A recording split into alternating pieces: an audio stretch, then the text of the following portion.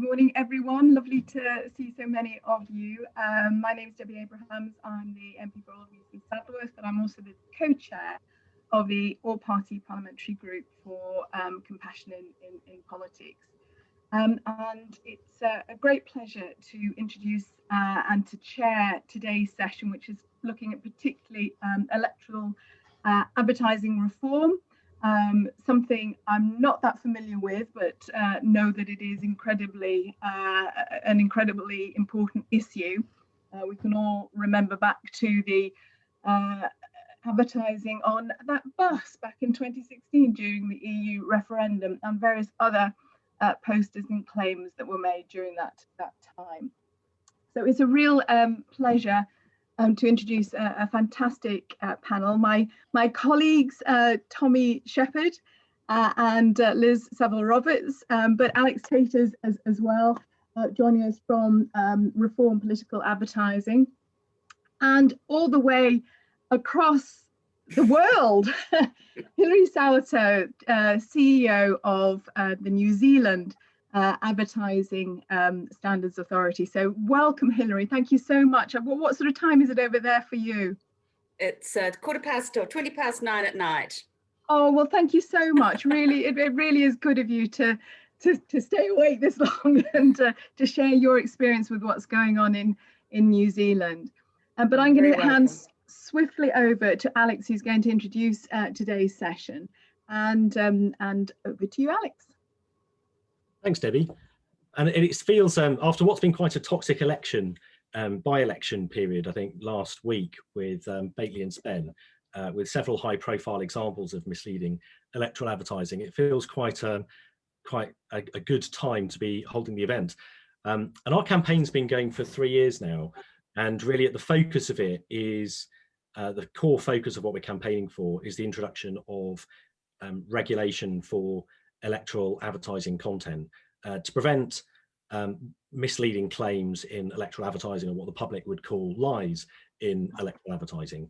And it's worth stating, I think, as a group up front, that Reform Political Advertising is politically neutral. We're run actually by unpaid volunteers. No one's been paid for any work they've done on the campaign.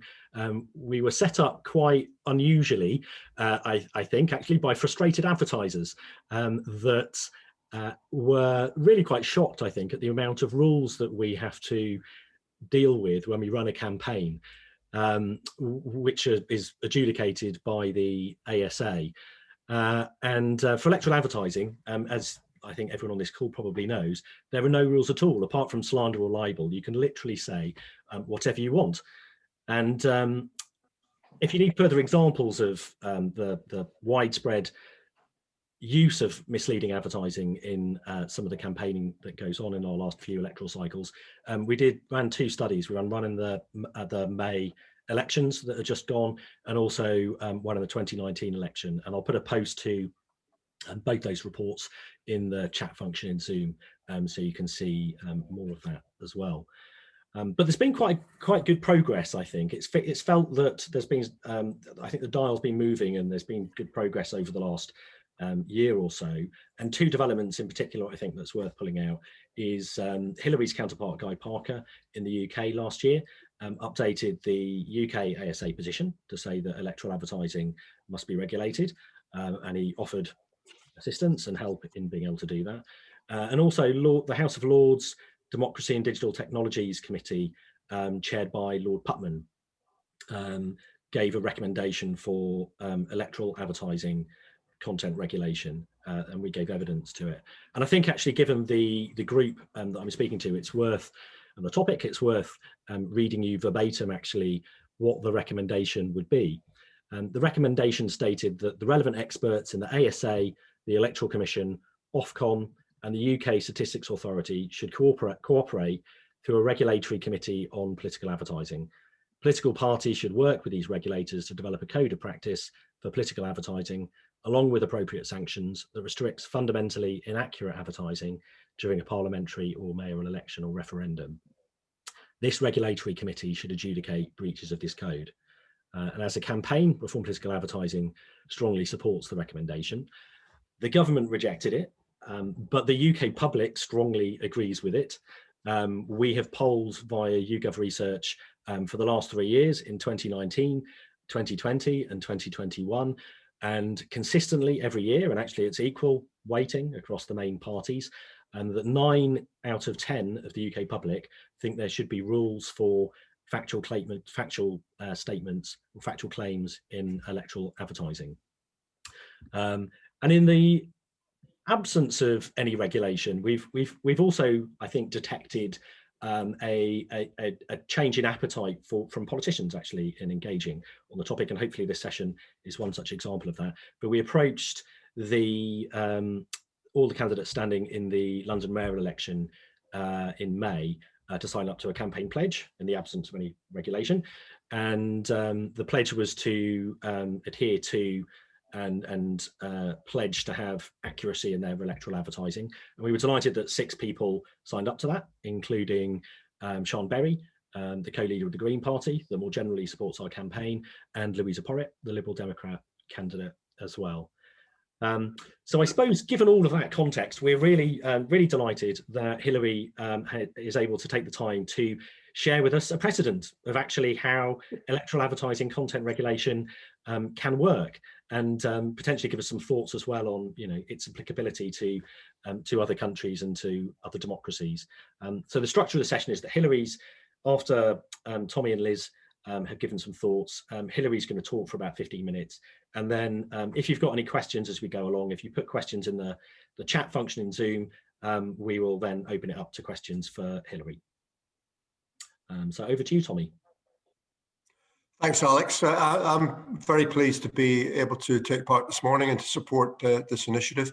It seems to me this whole topic is quite central to the remit that our all-party group has. I mean, we've got a group that's trying to do politics better and to see ourselves as people with different points of view rather than as sworn enemies who have to be defeated, and to have a political interaction where people treat each other with some decency. And that's not to say that we take the passion out of politics or that we don't have robust arguments, but simply that we do it in a way that's rather more human and rather better than the way in which we do it sometimes at the moment. And it seems to me this whole question about advertising is quite central to that, because one of the absolute tenets of doing politics better is that we should be honest with each other and tell the truth to each other, rather than have arguments that are built on lies and win political power on the basis of misleading people and not telling the truth. So it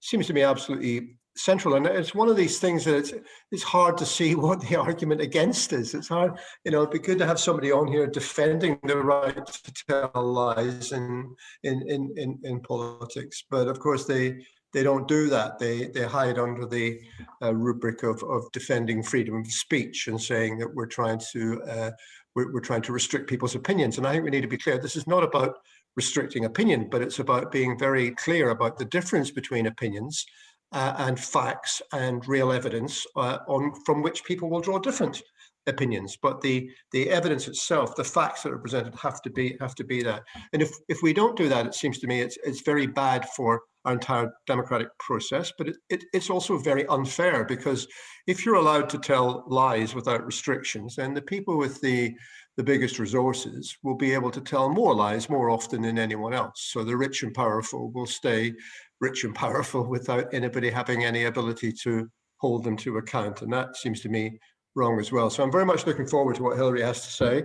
And I don't know if it's her remit or not, but just to chuck in before we go forward as well, that of course in the digital age, this is even more important, because you're right to say there's no restrictions on political advertising compared to normal advertising in Britain.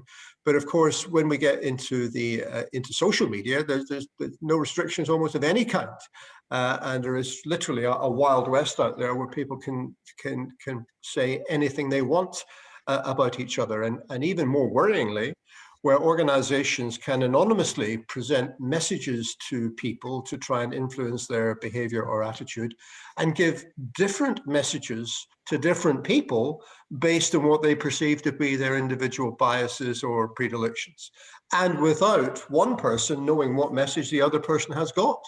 And that seems to me to be taking us into a very, very difficult area where we lose the ability to hold, to hold the political discourse to account and to frame it in a way that everyone can participate. And it gets us into an area which I think is going to be very bad for our democratic processes going forward. So if there's anything we can do in the sphere of regulating and properly trying to put on a proper basis how we advertise politics and advertise opinions, I would very much welcome it and want to support it. So looking forward to hearing about the New Zealand experience very much.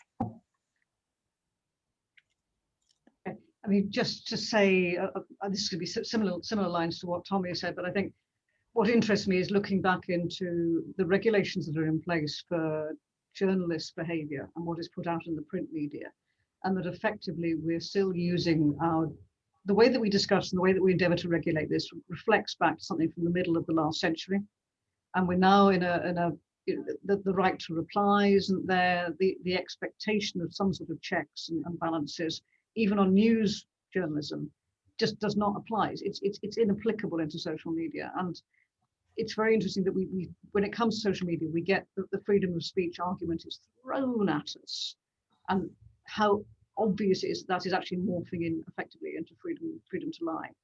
And I think also post the Trump era, or during the Trump era, is actually we have this discussion about how the meaning of words, we talk about facts and truth and narrative and storytelling, somehow we're interplaying with these different ways of playing on people's emotion, but actually not bearing in mind that certain truths are inalienable. And if you start to try to make them adjustable, then everything else that's built upon them collapses. And what I'm really interested now is, I trained back in the day with the old National Council for Training of Journalists, for news journalists, and very much aware of what we had at that time, this is going back to the late 80s, and how we're stuck in talking about matters very similarly. And really now I want to hear what, Hilary, what you've been able to do in the political sphere. As I said, we are politicians. We are alert to emotions and the power of emotions, but there's also a sense of responsibility of how far we push that, because we are, as Tommy said, in a wild west where these can be abused and misused, and that we will pay the consequences of that in future. So how this can be reasonably regulated, I'm really interested to learn about that. Hilary, over to you. Thank you. Well, hopefully, technology being on our side, I've got a few slides that I thought I would just present to you. I'll just click that slideshow. So hopefully you've got the title slide there. Thank you very much for the opportunity. It's no picnic, I'm telling you. It's not without its challenges, but I'll explain how the system works here, and perhaps some of the challenges and the things that are easy to get across the line and the things that are harder. If I had $1 for every time someone had said in an election ad that they were telling you a fact and then they stated an opinion, I'd have some good money in the superannuation fund. But yes, that's one of the challenges, certainly. Look, really quickly, just to give some context, the actual, and I'll speak really from the late 80s, early 90s, there was stuff going on before that, but I think if we just stick with the system that's in place now, New Zealand has state funding for election advertising on television and radio, which can occur 1 month prior to election day. And the co-regulatory body, which has a statutory function, the Broadcasting Standards Authority, that looks at content on TV and radio, has an election programs code, and candidate and party election ads are defined as election programs under that Act, and they accept complaints on them. And that's been in place since the early 90s. The Electoral Act in New Zealand has a legal requirement for promoters' statements. Every advertiser has to, who is referring to an election, has to include a promoter's statement and identify themselves. And obviously there are spending limits for advertising for parties, candidates, and what we would call third parties, which are perhaps advocacy groups or unions, people with an interest in the election who support a particular issue or party. But there are some limits around that. The ASA in New Zealand was founded in 1973 by newspapers, television companies and the advertising agencies. And we first dealt with election complaints in 1993. And a big part of that process is our Efficacy Principles, which I'll talk about in another couple of slides. We produced this infographic for pretty wide distribution at the last election. Our election was in 2020. And we also had 2 referenda at that time. So the Broadcasting Standards Authority, the Electoral Commission, both statutory bodies, the Advertising Standards Authority and the Media Council are self-regulatory bodies. So they are industry bodies that manage, in our case, advertising. In the Media Council's case, they deal with editorial content. In terms of our work, we deal with all ads in all media. In relation to the election, it excludes election programs defined in the Broadcasting Act. Our organisation has members from the advertisers, agencies and media sectors. We have 11 media sector members at the ASA, and our codes cover social responsibility, truthful presentation, and offensive advertising. We have a 9-member complaints board. There are 5 public members, including the chair, and 4 industry members representing the media, advertisers and agencies, and a smaller appeal board. We are subject to judicial review in New Zealand as we exercise public function. And a key part of our process is that we receive complaints mostly through our online complaint form. And at the first hurdle is the chair assesses those complaints and whether or not there's a case to answer, a possible breach of the code.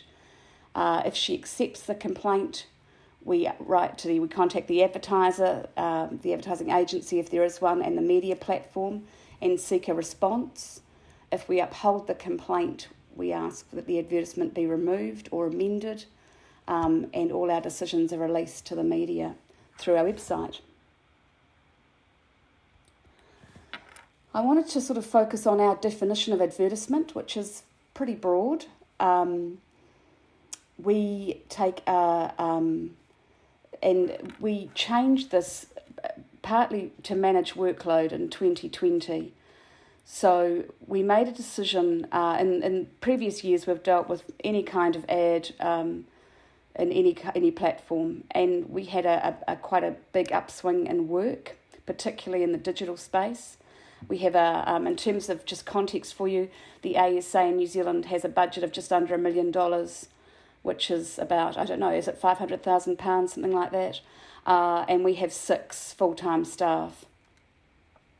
So we decided to just focus on paid election advertising. So that included paid digital ads, comms through social media platforms that were boosted or sponsored, print, addressed and unaddressed mail, cinema and outdoor, and TV and radio election ads for third parties. We did not deal with party or candidate websites or social media pages, including Facebook, Instagram, Twitter, etc. We issued decline to adjudicate rulings in that space, and that was really about managing the workload for us. We had, in 2017, so the last election, we had 16 complaints the whole year about election advertising. And in 2020, we had we dealt with 16 advertisements. And in 2020, we dealt with 101, 48 of those in the last month before the election. So it was a big jump in workload for a small organisation. And we were bracing ourselves for it, but it was certainly a lot more than we expected. And this was one tool that we had to try and manage it. And also, one of the things we took into account when we made that decision was that paid advertising generally goes out to people, whereas you have to go to a website or a social media page to engage with the information on there that's not actually pushed out to you, or unless it's shared by people that you know. So that was kind of our line in the sand to get through the process. The Advertising Standards Code in New Zealand is the overarching code for all advertising, and under the truthful presentation principle, we have a rule that looks after advocacy advertising, which election advertising falls under. And these are the three parts to that rule. So you have to clearly state the identity and position of the advertiser. So people have to have context for the message.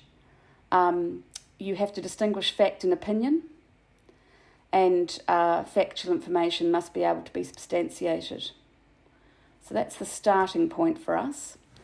And some of that's supported through the law, certainly the Electoral Act's requirement to identify promoters. And in 1993, we put together the Efficacy Principles. So these principles apply to every election ad that we deal with. It does recognise the protection in the Bill of Rights Act to freedom of expression, but you need to distinguish fact and opinion. And you need to be careful not to infringe other people's rights, and that we look a lot at the spirit of the code as opposed to technical breaches. We don't want to unduly or unreasonably restrict debate, if you like, through the rules. So there is a liberal interpretation of the code based on the advocacy principles. In our view, it's not the same. Promoting a political party or a particular perspective it's judged differently in our process to selling consumer goods or promoting a brand, or there is a different standard applies under our process.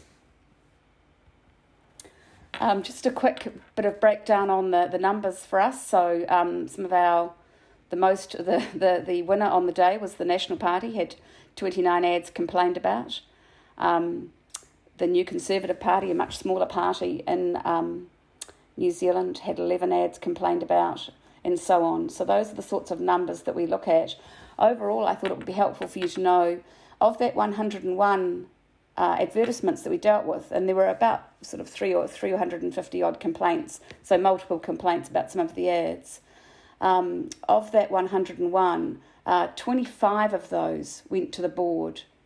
So the majority were either declined to adjudicate because they fell outside our particular remit for the election, or the chair ruled there were no grounds for the complaint to proceed, that there wasn't a case to answer. And one of the primary drivers of that for the chair is what's the likely consumer takeout. And often complainants who are coming from a particular perspective have a different takeout to a more general consumer takeout. And that's one of the things the board actively debates.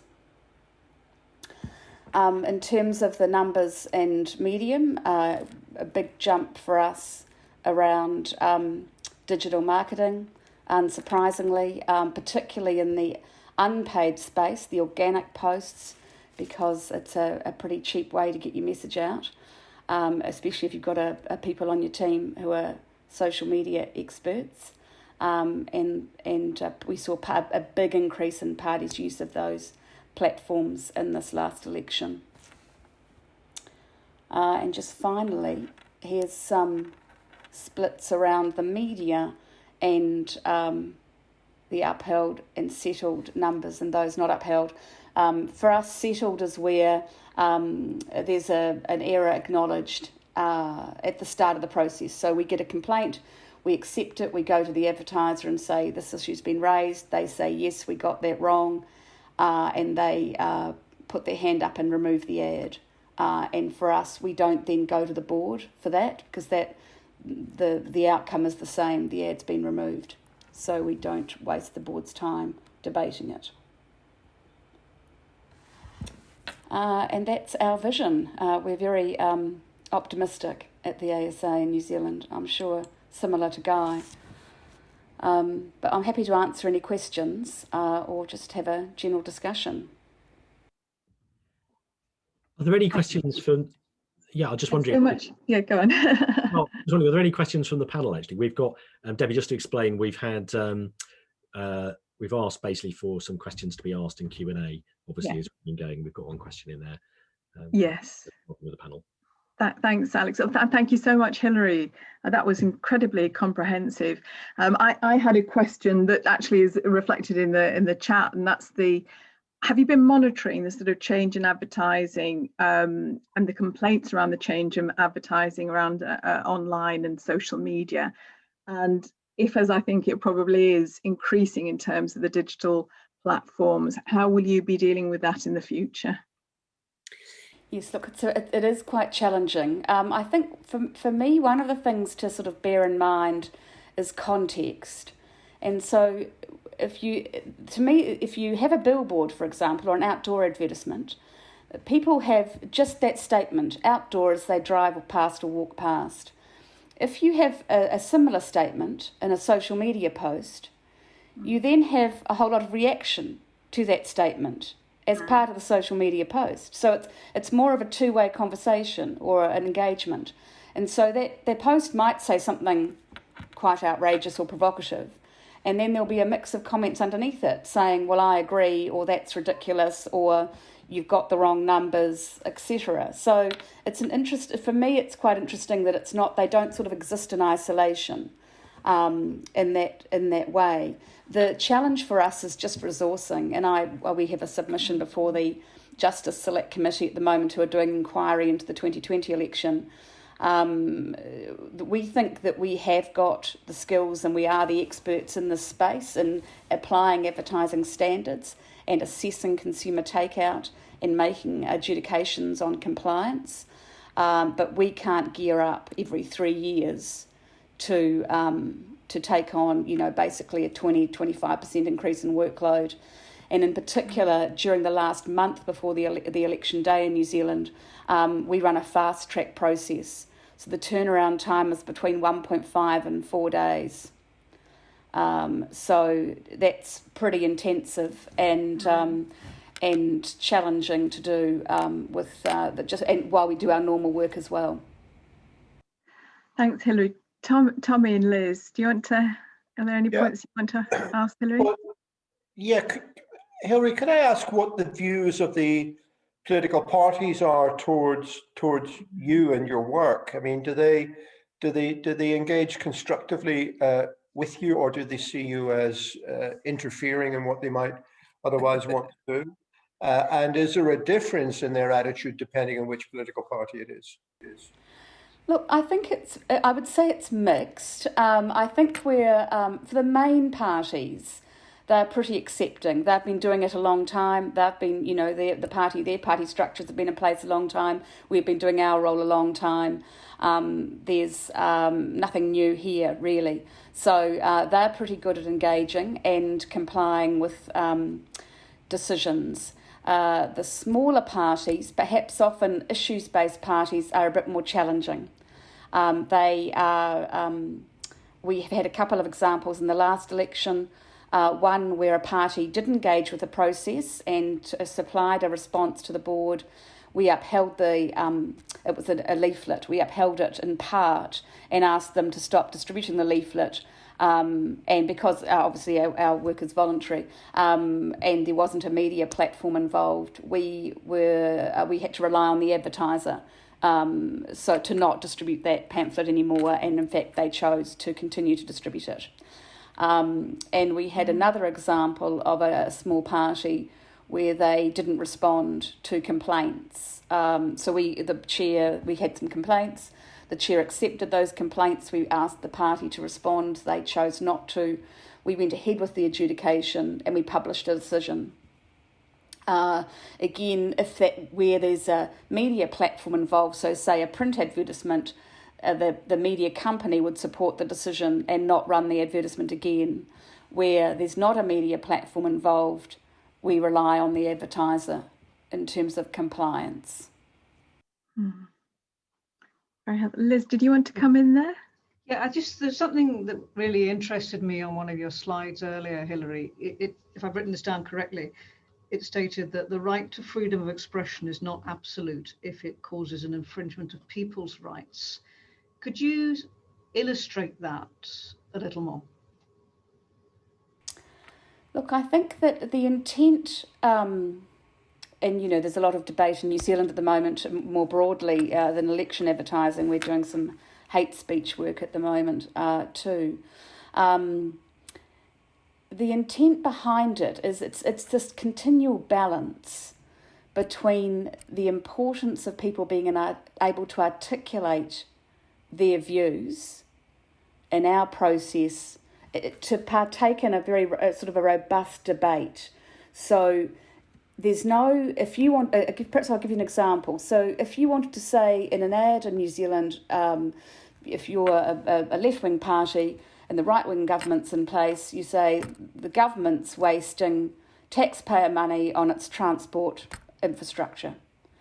And the chair would not accept a complaint about that statement. She would see it as a statement of opinion, and it's the party's view against the government's actions.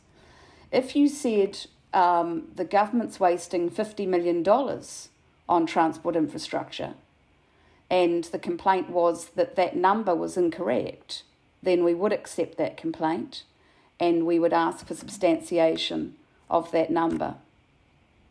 So it's a very and then if you had we also, under our codes, you can complain about offensive advertising. So there's been imagery, for example. We got a complaint a few campaigns ago about an image the Green Party put out, a poster, which had a picture of a baby carriage or a pushchair, and with a child's, it was a sketch, and a child's hand making a finger, a rude gesture, and it said, "Vote for us or your grandchildren will be really pissed off." And we had a complaint from consumers saying that they were offended by the use of that language. So that people raise all sorts of issues, although absolutely the majority of them are about misleading advertising. Okay, so I've seen that there are a couple of questions in the chat. The first one is, do you think the political culture in New Zealand is suffering from the same problems of fake news and misinformation we've seen increasingly in the UK? Well, I'd say even wider than the UK, the US and elsewhere. So do you think that that's the case, Hilary? It's absolutely a big topic of debate here too. There was a lot of work done at the election. I thought it was interesting talking about the social media platforms. I don't know what level of engagement there's been in the UK, if any, but there's been quite a lot in New Zealand and in Australia around requirement for anyone doing political advertising to register through Facebook. For example, they were very highly engaged with the Electoral Commission and their work. We did some work with them. They have a system where you can look at the ad library for the political ads. They record them all there, and the spend, I believe, on them. And also at the very end, just before Election Day in New Zealand, they took down one of the party's pages. So there was a small political party in New Zealand who had repeatedly breached some requirements that Facebook had in place, and they removed that party's Facebook page. Or, you couldn't see it, but they removed access to it. Do you have some concerns in terms of, we've talked, since we're on Facebook and other social media platforms, about the closed groups and the anonymous accounts and so on, which are more difficult to monitor in terms of, in relation to what's being said, what's been advertised, and so on?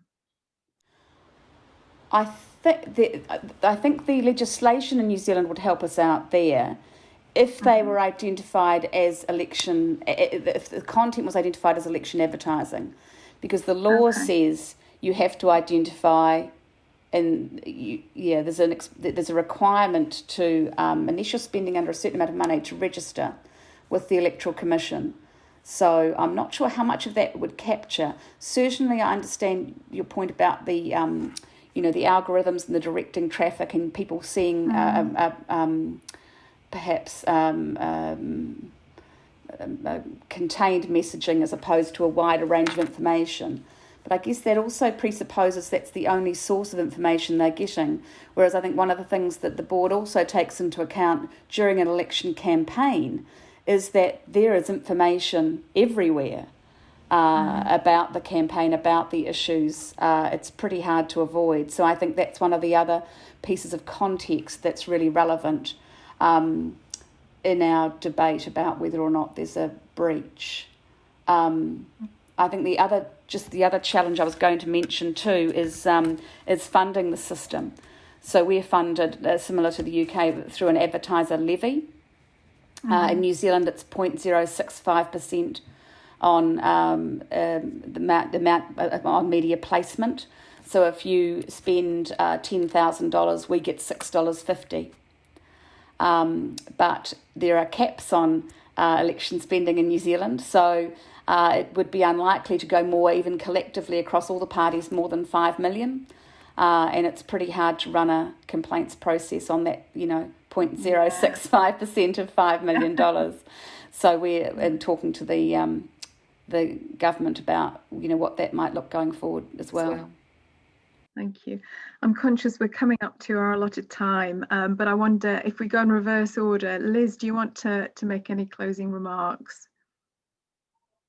Yeah, I think that last point about the funding is really interesting, because I think there's a general acknowledgement that there is a problem over this, that there is this wild miasma of information going out there onto social media. And if I could refer back to the point that I made right at the beginning, that was previously with the media sources were so much fewer. I mean, evidently they had their political biases and their political interests, but it was easy to pinpoint who was doing what. Whereas now it's just out there and everybody is publishing, if you like, to use the old-fashioned phrase. And we do, as a society, want to consider, how do we regulate what is evidently having an effect on our lives? The funding that you had obviously sounds to me to be insufficient for the job, but so that's standing back as to how we deal with this and how we expect political parties to reel themselves back in from the power that the big parties automatically have for the better of society as a whole. Probably is one of the easy to describe, but the big challenges that we're facing over the next decade and more. Thanks so much, Tommy. No, I don't have anything to add. It's been very instructive. It just underlines how much we've got to do, really. So. Exactly, spot on. Alex. I'll just give a very big thank you to Hilary. I think it's really fantastic, really, to give a precedent of how this works in practice. I think sometimes, without an existing example to speak about, it can seem quite conceptual.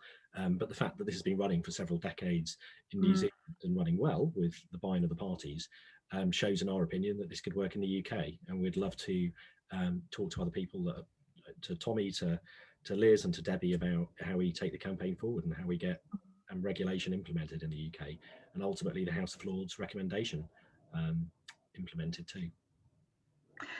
Thank you so much. Well, can I reiterate my thanks to Hilary, especially at such a late hour in New Zealand. Thank you so much, Hilary. I totally agree with what Alex has said. If we'd had longer, I'd love to have been able to discuss what the regulation, its impact on the trust that the political system, the public has in that, because I think trust is in short supply around politics and politicians, unfortunately, in the UK and elsewhere, and we need to look at all avenues to make sure that there is confidence in the system. It's now just after 11, and I think we need to close now. So thank you so much, everyone. Lovely to be here. Thank you, Alex, and your organisation, and Compassion in Politics for hosting this. And we look forward to taking this forward with you. Thank you very much, everyone. Bye bye. Thank you. Bye bye.